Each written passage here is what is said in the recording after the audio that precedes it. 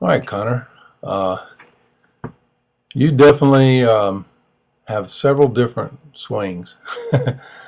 This was very challenging. It was challenging for everybody. Don't feel like the Lone Ranger. Um, First part of this exercise, I just gave you 15 or 20 curveballs in a row, and eventually we taped a few. And one thing I'm noticing here is you're kind of having a double load. And I really don't want you to have a double load. I want you to start your load, and when you start inhaling, see at this point right here, all you really need to do is just drop your heel, and what you're doing is you're kind of stepping again and load. It's almost like another second load. It's not really two loads, but you got to keep it simple. He's loading when I separate the ball, and then he's coming down. It's all in one motion. He's also not rolling over, okay, when he makes contact. And you'll look back at this tee work. We talked about this, and this is something that's not going to eliminate itself. And if you keep dropping that back shoulder, it's going to happen more and more and more. You've got to keep your back shoulder up. Now, this is last week. After we talked about that and you saw the video last week, you have to decide either you're going to do it or it ain't gonna get done. Well, what happens is you just drop your lower shoulder, and it just, your backside collapses. I want to see that side come back up.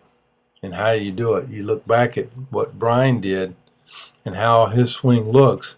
You can do it by holding both hands out, holding each end of the bat, and just holding them at 2 or 3 feet apart, and just rotate with your hands towards the pitcher, and get the feel of what that motor skill is without letting your bat drop down to a 45-degree angle. Just keep it straight across, parallel to the ground.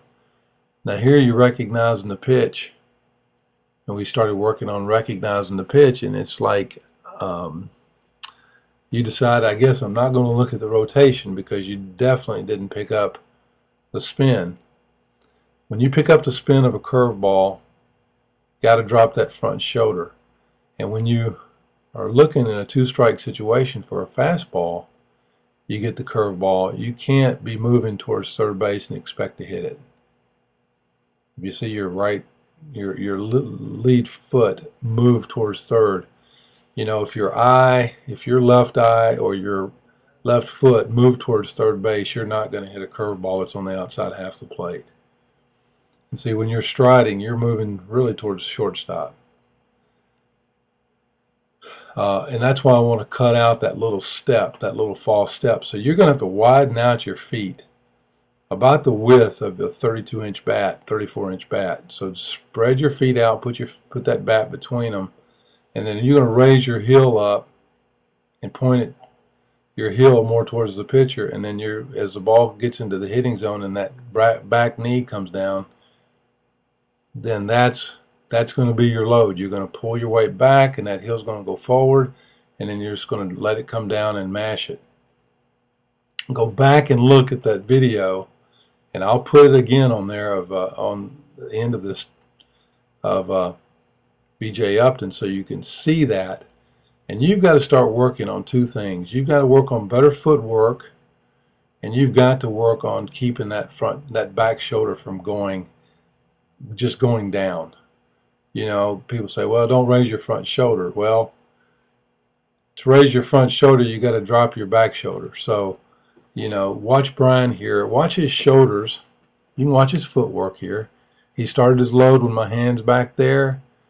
His toes hitting the ground about right there. He's ready to explode and let that back knee come under him. Now look at his shoulders too. This is the kind of shoulder, hips, feet we're going to be working on. We want you to continue to work on it, and I want you to watch BJ. You don't have to say a whole lot. Go back and look at this, and we'll see you next time.